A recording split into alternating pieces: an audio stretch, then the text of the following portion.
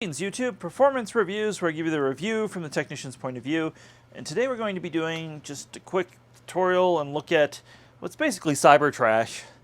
This is one of those disposable vacuums you see at Walmart and such. It's a Bissell.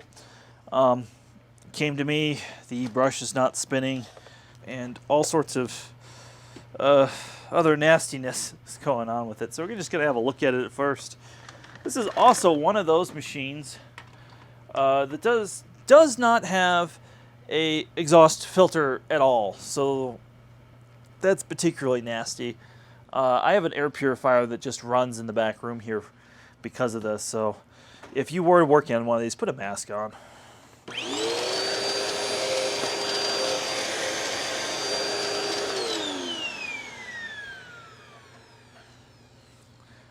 Well, it doesn't sound the best.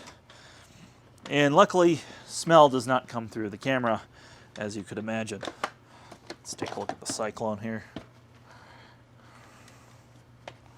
Oh my, that's quite bad. So, if you're unfamiliar with what you should be doing with this vacuum, because this is not a modern bagged vacuum, this is a bagless machine. Every time you use it, you're supposed to rinse out this foam filter here. And this is the only thing that stands between you and the dust. And with this one, we can see the dust has just been going right through the filter, right into the motor and back into there. So right now it's just kind of recirculating dust. So that's kind of gross. So that will need to be washed and taken care of. These filters are probably beyond washing. I'll put a link below to any supplies I might use if it's available on Amazon. So next, we are going to see what's in here. Now, it might come as a surprise to you, but not if you are a longtime viewer, is I've done a video on a similar machine here, just in a different color. And I did that when it was brand new, when I did the review. I also did like a maintenance video, and somebody pointed out, well, why use this vacuum new when we're doing the video? Well, because these really don't last. This probably has a maximum life of about 2 years if you were nice to this machine. Now, I'm sure somebody in the comments will comment that theirs is 100 years old and older than the machine's ever been made, but for most people, that's what the life you get. A lot of people get a lot less. It's not uncommon. I'll give you an idea. The age of the machine. Looking at the serial number. It's exactly 2 years old. We have to wait on a part. There's that. So I have to order that. We got one more here. Vendor.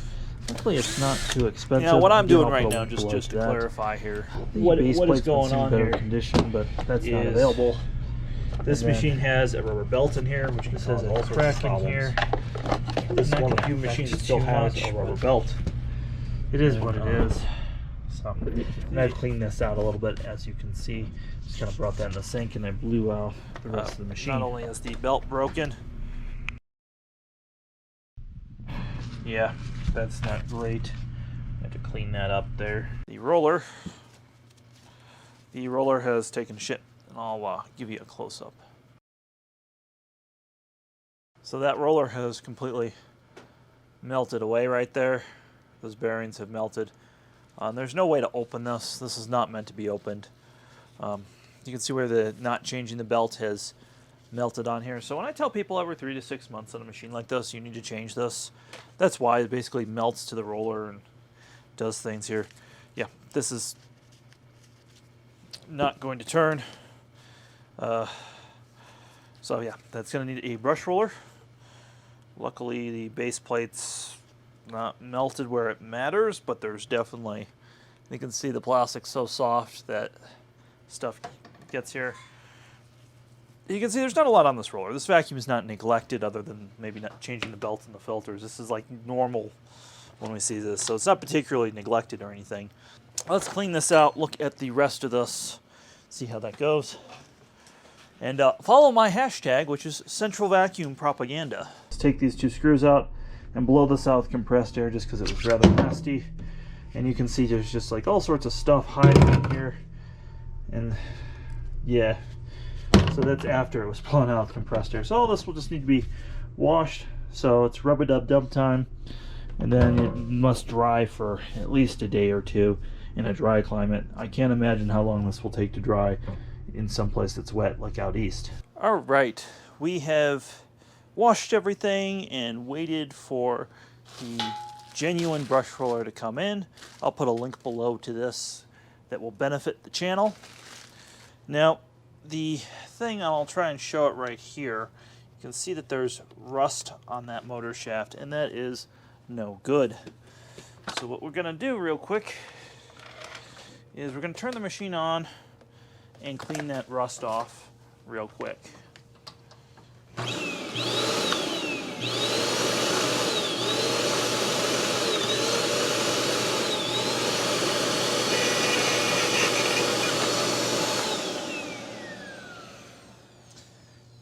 I'm just using a stone to do that. You can use numerous other things as long as it's mildly abrasive. Clean that out.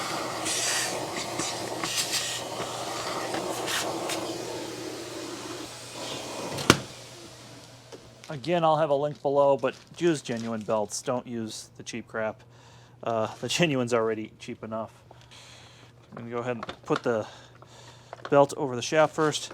Now I notice there's a small crack in this after I cleaned it. There's nothing much I can do for that. It is what it is. Again, these brush rollers are meant to self-destruct, so don't feel bad when they go. You've done nothing wrong. That's just the nature of the machine. And as you put this on, you'll notice there is a little place for that. You want to just turn it by hand, make sure nothing's catching, nothing's rubbing, that's all good. I'm going to put the base plate on here as well. Now we got all these screws to put back in. I'd recommend doing this by hand if you're not experienced with the torque settings.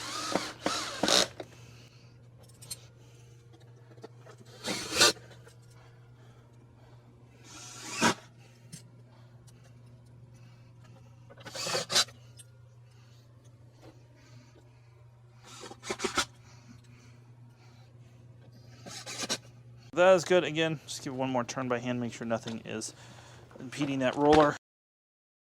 And you can see the roller through this clear drum, which just gets so nasty in so little time.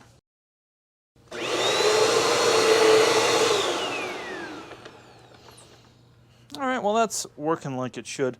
Let's put the rest of it back together.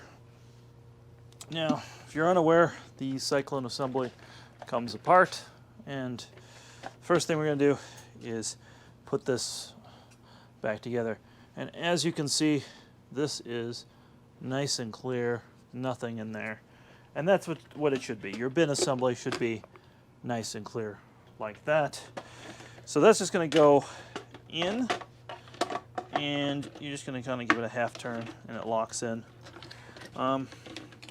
Gosh, some of these, the intake shroud will be covered. This one is not because it is a Bissell.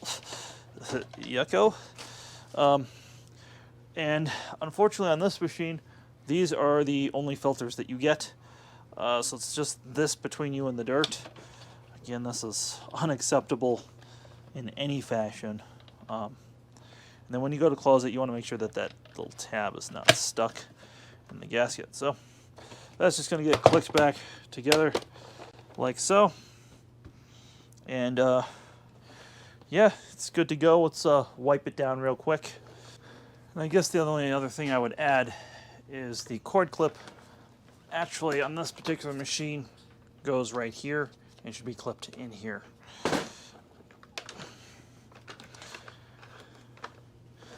So yeah, that's our Bissell. Not much to these machines, really. If it's anything more than what you've seen me do here, or an unclog, you probably should throw it away. If you have one of these, you should start saving for a good vacuum no matter what. Even if you save it this time, it's really just not worth the time and the effort to be put into this. Let's see what the repair tag was on this. So the repair tag was just under $140 on this machine, which is about what you can get this machine new.